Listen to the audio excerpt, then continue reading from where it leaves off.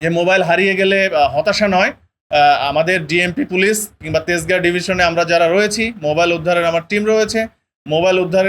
Mobile উদ্ধার করার জন্য আমাদের সেই টিম নিরলস কাজ করে যাচ্ছে। তো মোবাইল হারিয়ে গেলে যেন আমরা কেউ হতাশ না হই, একটু ধৈর্য ধারণ করি। তো এই মোবাইল হারানোর বিষয়টি আমরা মাননীয় কমিশনার স্যারের নির্দেশনায় আমরা এই গুরুত্ব দিয়েই এটি দেখছি, এবং আমরা একটি তেজগাঁ বিভাগে একটি মোবাইল উদ্ধারকারী আমরা টিম গঠন করেছি পুরা 6 থানা নিয়ে। এই টিমে আমার ফোকাল পার্সন হিসেবে আমার 2 জন সহকর্মী, সহকারী পুলিশ কমিশনার গোলাম রব্বানী এবং আমাদের জিয়াউর রহমান, এই 2 জন এই ফোকাল পার্সন হিসেবে রয়েছেন। আর তাদের তদারককারী হিসেবে এডিসি তেজগাঁও রয়েছেন এবং এডিসি মোহাম্মদপুর। তো তারা এই 6 থানারই বিভিন্ন লেভেলের অফিসারদের নিয়ে তারা এই মোবাইল হারিয়ে গেলে তারা এই মোবাইল উদ্ধারের জন্য বিভিন্ন ধরনের তথ্য উপাত্ত দিয়ে সিডিআর কালেকশন করে এবং এই তথ্য প্রযুক্তির সহায়তা নিয়ে মোবাইল উদ্ধারের জন্য তারা চেষ্টা করে, এবং আমাদের এই টিমগুলি থানা ভিত্তিক কাজ করে। আর এই কাজ করার এক পর্যায়ে আপনারা জানেন যে মোবাইলটি বন্ধ থাকলে কিন্তু উদ্ধার করা কঠিন। তো এই কাজ করতে গিয়ে যখন দেখি মোবাইলটি এখন চালু রয়েছে, তখন কিন্তু আমরা আস্তে আস্তে এই মোবাইলটি উদ্ধারের জন্য বিভিন্ন প্রক্রিয়া, বিভিন্ন পদ্ধতি অবলম্বন আমাদের করতে হয়। তো আমরা গত এই কয়েক মাসে এই হারানো মোবাইল যেগুলো ছিল সেগুলোর উপরে কাজ করে আজকে আমরা এই 1 মাসের মধ্যেই আমরা এই 251টি মোবাইল উদ্ধার করেছি। আপনারা ইতিমধ্যে জেনে থাকবেন যে আমরা মাস দেড়েক আগে তেজগাঁ শিল্পাঞ্চল জোনের সহকারী পুলিশ কমিশনারের অক্লান্ত পরিশ্রমে আমরা ওই সময় প্রায় 106টি মোবাইল উদ্ধার করেছিলাম। তারই ধারাবাহিকতায় আজকে 251টি মোবাইল আমরা 1 মাসের মধ্যে উদ্ধার করেছি, এবং আজকে এখানে মোবাইলের যে প্রকৃত মালিক ওনারা এখানে সবাই এসছেন। আমরা তাদেরকে এই আপনাদের সঙ্গে কথা বলার শেষে এই মোবাইলগুলো ওনাদের হাতে আমরা উঠিয়ে দেব। আর এই মোবাইলগুলো অ্যাভারেজে আমরা একটু করে দেখেছি যে মোবাইলগুলো যদি অ্যাভারেজে যে দাম হয় 20,000 টাকা হয়, তাও 50 লক্ষ টাকার মোবাইল আমরা উদ্ধার করেছি। তো এটার ধারা আমরা ইনশাল্লাহ অব্যাহত রাখবো। আপনারাও এটি প্রচার করবেন যে মোবাইল হারিয়ে গেলে হতাশা নয়। আমাদের ডিএমপি পুলিশ কিংবা তেজগাঁও ডিভিশনে আমরা যারা রয়েছি, মোবাইল উদ্ধারের আমার টিম রয়েছে। মোবাইল উদ্ধার করার জন্য আমাদের সেই টিম নিরলস কাজ করে যাচ্ছে। তো মোবাইল হারিয়ে গেলে যেন আমরা কেউ হতাশ না হই, একটু ধৈর্য ধারণ করি।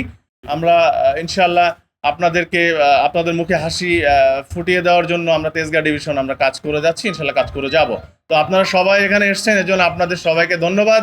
ইনশাল্লাহ এই ধারা অব্যাহত থাকবে আমাদের মধ্যে।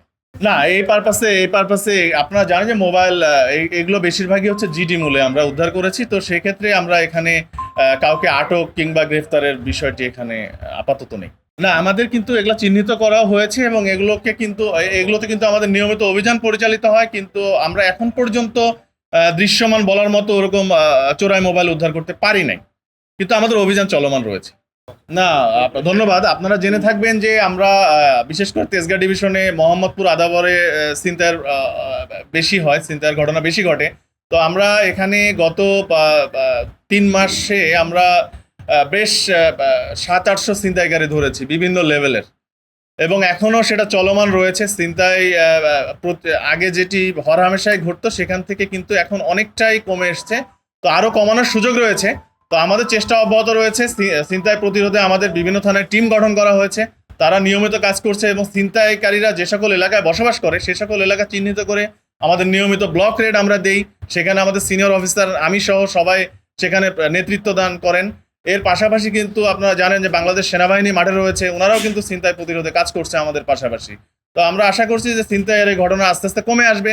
আর আপনারা জানেন এই মোবাইলগুলো কিন্তু যদি ছিনতাইয়ের ফলে হারিয়ে থাকে অথবা ছিনতাইয়ের ফলে সেটি লুট হয়ে থাকে, পরবর্তীতে তারা কিন্তু তাদের হাতে এই মোবাইলটি রাখে না, তারা সেকেন্ড হ্যান্ড, থার্ড হ্যান্ড এটি চলে যায়। তখন আমরা কিন্তু পাই আসলে ওই সেকেন্ড হ্যান্ড অথবা থার্ড হ্যান্ড অথবা কোথাও বিক্রি করেছে তার কাছ থেকে কিন্তু আমরা উদ্ধার করছি। তো যেহেতু উনি আমাদের সহযোগিতা করছেন, তো সেই ক্ষেত্রে ওনাকে আপাতত আইনের আওতায় আনার মতো আমরা কোনো গ্রাউন্ড দেখছি না।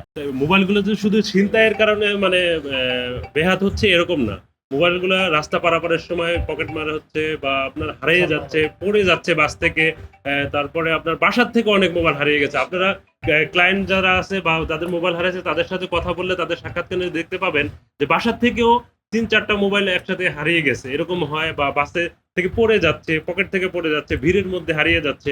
তো আমরা তো স্পেসিফিকলি তাদেরকে করতে পারতেছি না, মানে ধরতে পারতেছি না। এজন্য আমরা মোবাইল উদ্ধারের ক্ষেত্রে জিডি হইলে ওই মানে জিডির প্রেক্ষিতে আমরা মোবাইলগুলো উদ্ধার করতেছি। আর ছিনতাই প্রতিরোধে আমাদের ডিসি স্যারের নেতৃত্বে পুরো তেজগাঁ ডিভিশনে ব্যাপক হারে কাজ চলতেছে। এখন আপনারাই রিপোর্ট করতেছেন যে তেজগাঁ ডিভিশনের ছিনতাই অনেকাংশে কমে আসছে। তো ছিনতাইয়ের কারণে যে মোবাইল হারাচ্ছে সেরকম না, মোবাইল হারানোর অনেকগুলো ইনগ্রিডিয়েন্টস আছে, সেগুলোর মাধ্যমে অনেক মোবাইল হারাচ্ছে। ছিনতাইয়ের কারণে হয়তো 10% 20% হতে পারে। বাকি সব, যেমন বাসে ওঠার ক্ষেত্রে, বাস থেকে নামার ক্ষেত্রে, ট্রেনে ওঠার ক্ষেত্রে, ট্রেন থেকে নামার ক্ষেত্রে ভিড়ের মধ্যে মোবাইল করে হারিয়ে যাচ্ছে, এবং বাসা থেকে মোবাইল হারিয়ে যাচ্ছে, রিক্সা থেকে পড়ে যাচ্ছে মোবাইল।